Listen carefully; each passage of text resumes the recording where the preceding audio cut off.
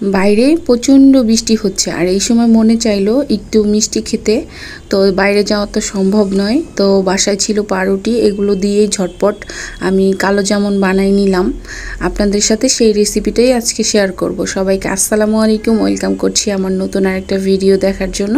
ফার্স্টেই দেখতে পাচ্ছেন আমি কিন্তু পাউরুটির চারপাশের যেই ব্রাউন কালার সেইগুলো কেটে ফেলে দিয়েছি।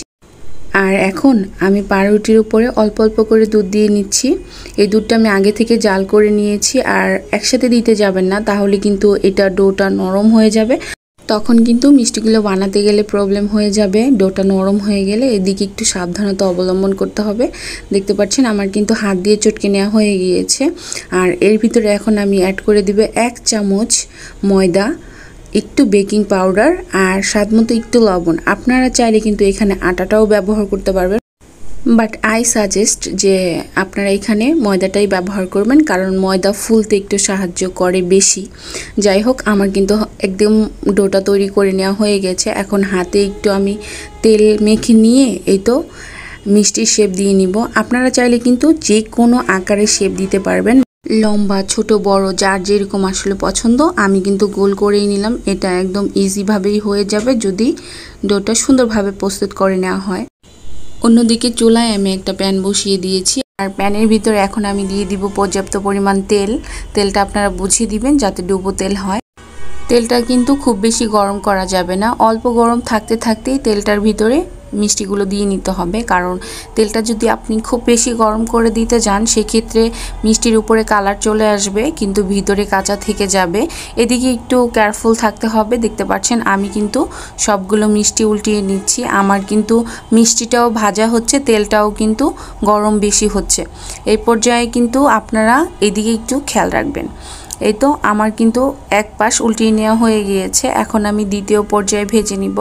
আর এই পর্যায়ে বলে রাখছি, আমার রেসিপিগুলো যদি আপনাদের কাছে ভালো লাগে অবশ্যই ফ্রেন্ডস অ্যান্ড ফ্যামিলির সাথে শেয়ার করতে ভুলবেন না। আমার চ্যানেলটা সাবস্ক্রাইব করবেন, পেজটাকে ফলো দিয়ে পাশে থাকবেন। ইনশাল্লাহ আপনাদের মাঝে নতুন নতুন রেসিপি নিয়ে হাজির হয়ে যাব। আর দেখতে পাচ্ছেন আমার কিন্তু ভেজে নেওয়া হয়ে গিয়েছে।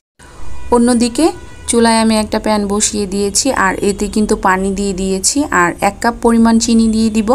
আর এই চিনির ভিতরে আমি 2 টুকরা এলাচ দিয়ে দিব জাস্ট ফর ফ্লেভার। আর হচ্ছে সামান্য পরিমাণে একটু লবণ দিব। আমি মিষ্টি জাতীয় যে কোনো ডেজার্টে লবণ ব্যবহার করে থাকি, কারণ আমার কাছে মনে হয় মিষ্টির ভিতরে একটু লবণ দিলে মিষ্টিটা ব্যালেন্সে থাকে। চাইলে আপনারাও কিন্তু ট্রাই করতে পারেন। এদিকে আমার শিরাটা তৈরি হয়ে গিয়েছে। এই শিরা খুব বেশি জাল করা যাবে না, জাস্ট চিনিটা গলে গেলেই এই গরম শিরার ভিতরে গরম মিষ্টিগুলো দিয়ে নিতে হবে। আর কয়েকটা মিষ্টি দেখতে পাচ্ছেন একটু কিন্তু কালো কালো টাইপ হয়ে গিয়েছে, ওগুলো আমি একটু বেশি ভেজে নিয়েছিলাম ইচ্ছা করেই। আর এই মিষ্টিটাকে কিন্তু আমি আধা ঘন্টা পর এই যে দেখাচ্ছে আপনাদেরকে, দেখতে পাচ্ছেন ফুলি কিন্তু টইটম্বর হয়ে গিয়েছে।